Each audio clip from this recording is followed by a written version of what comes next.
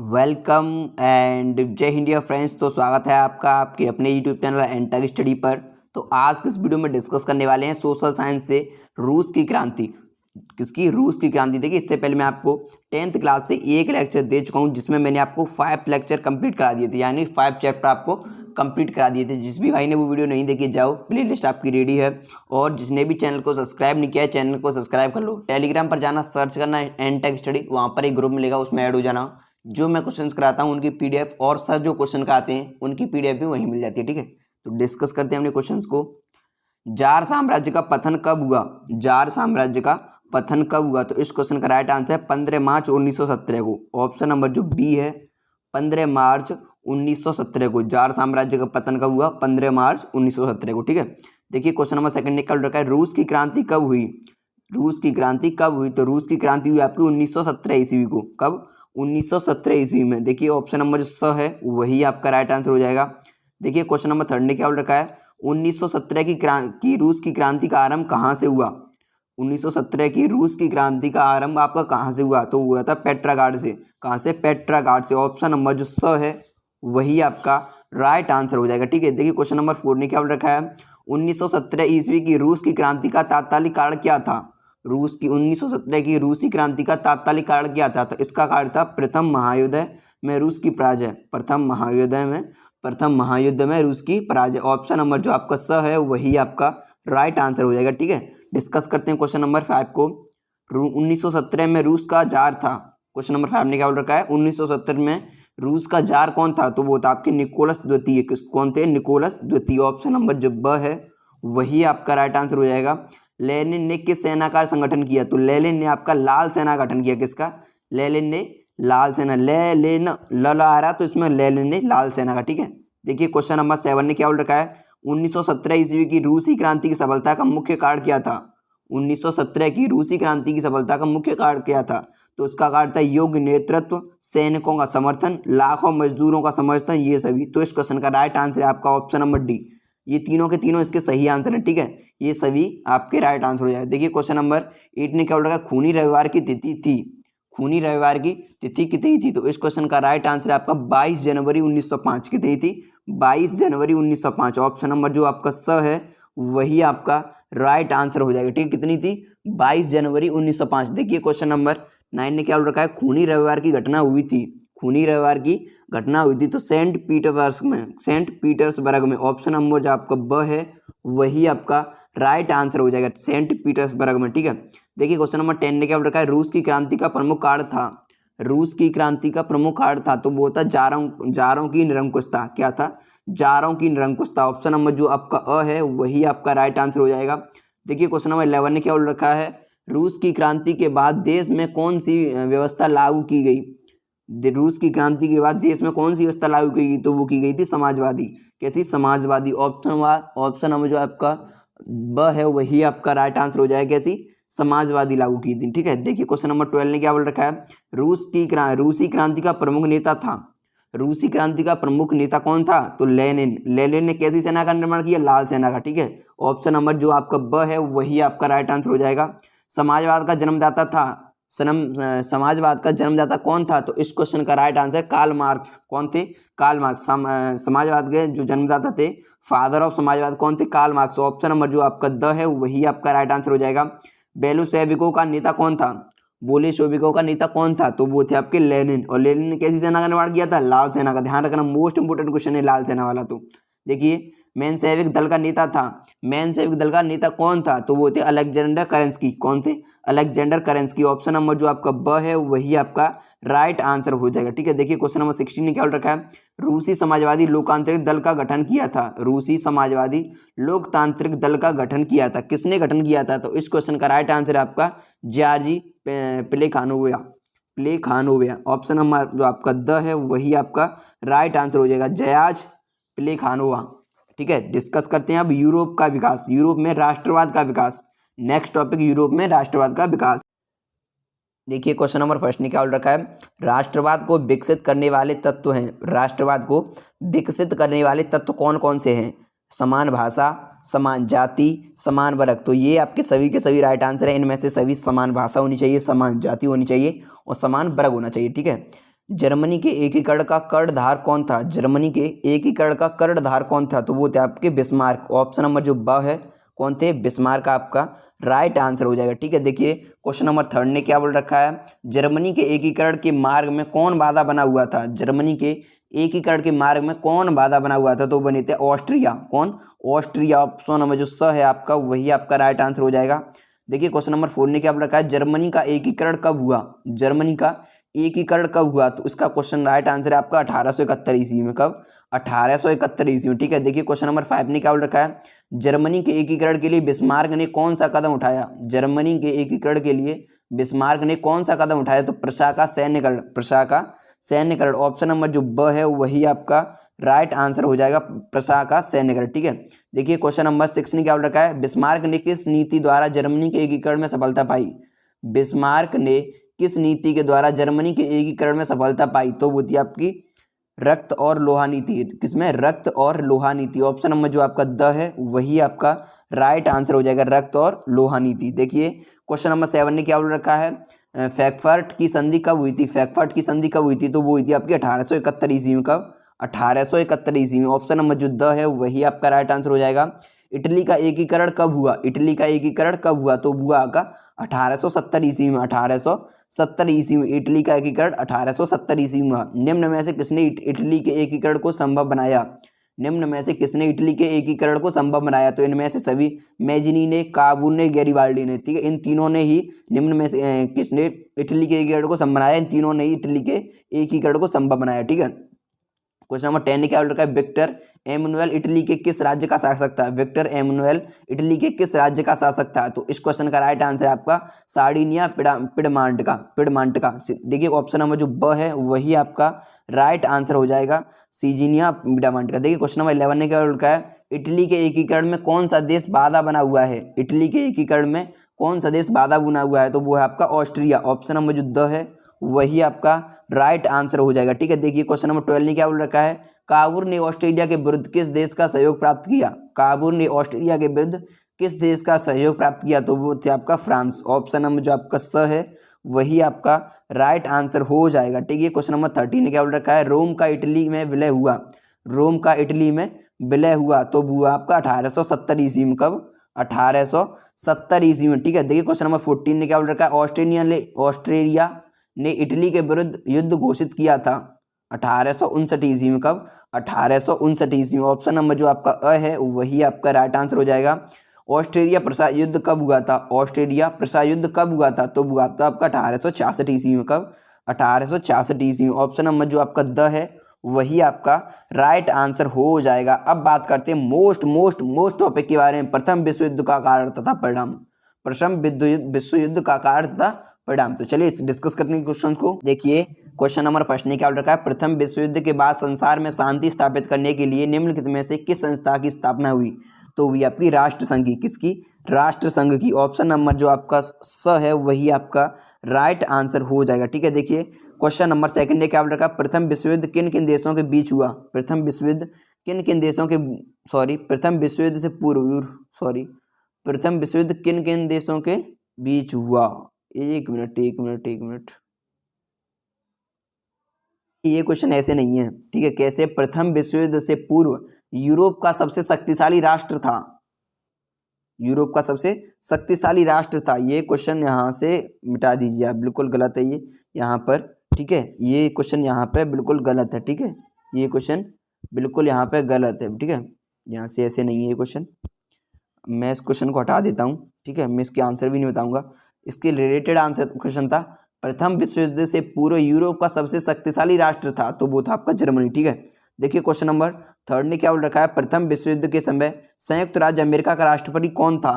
प्रथम विश्व युद्ध के समय संयुक्त राज्य अमेरिका का राष्ट्रपति कौन था? तो वो थे आपके वुडरो विल्सन। कौन थे? Woodrow Wilson. ऑप्शन नंबर जो स है वही आपका राइट आंसर है। प्रथम विश्व युद्ध कब प्रारंभ हुआ? क्वेश्चन नंबर 4 ने क्या बोल रखा है? प्रथम विश्व युद्ध कब प्रारंभ हुआ? तो 28 जुलाई 1914 को। कब? 28 जुलाई 1914 को प्रारंभ हुआ। ऑप्शन नंबर जो स है वही आपका राइट आंसर हो जाएगा। राष्ट्रीय संघ लीग ऑफ नेशंस की स्थापना कब हुई? राष्ट्रीय संघ लीग ऑफ नेशंस की स्थापना कब हुई? तो वो हुई आपकी 10 जनवरी 1920 को। कब?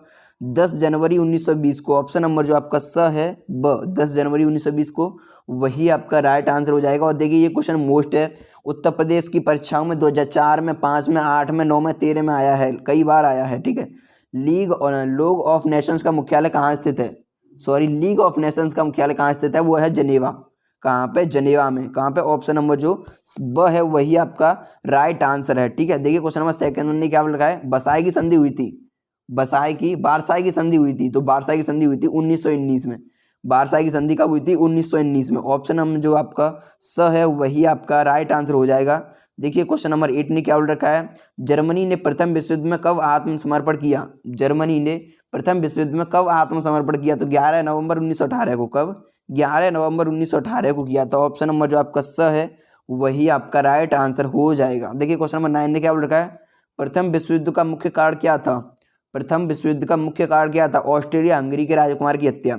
ऑस्ट्रिया हंगरी के राजकुमार की हत्या। ऑप्शन नंबर जो आपका ब है वही आपका राइट आंसर हो जाएगा। देखिए क्वेश्चन नंबर 10 ने क्या बोल रखा है? वर्साई की अपमानजनक संधि करनी पड़ी थी। वर्साई की अपमानजनक संधि करनी पड़ी थी, तो वो करनी पड़ी थी जर्मनी को। किसको? जर्मनी को। ऑप्शन नंबर जो आपका ब है वही आपका राइट आंसर हो जाएगा।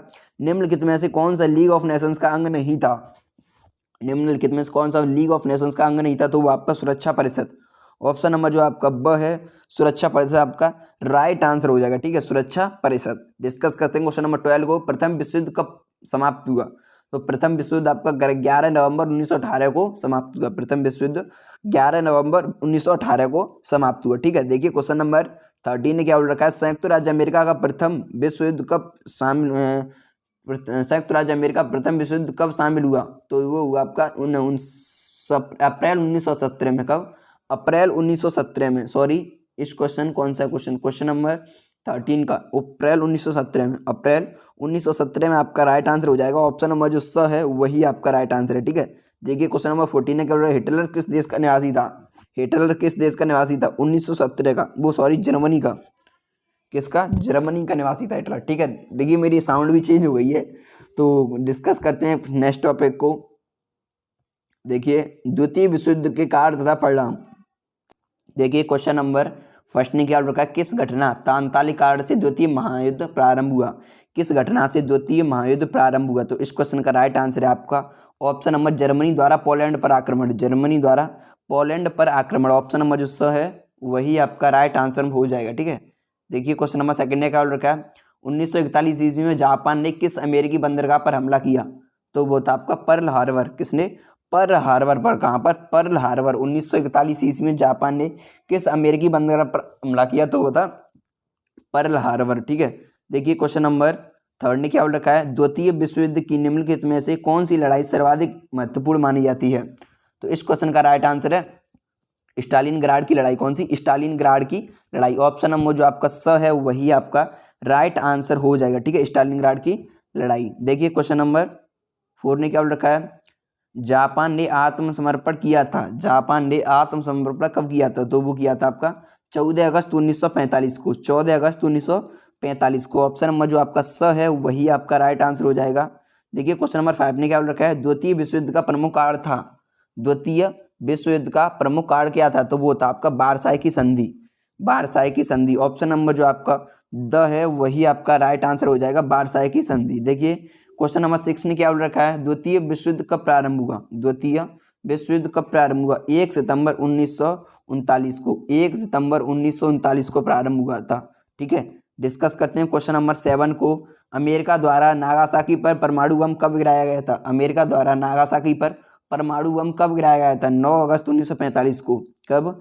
9 अगस्त 1945 को गिराया गया था। ठीक है, देखिए क्वेश्चन नंबर 8 ने क्या बोल रखा है?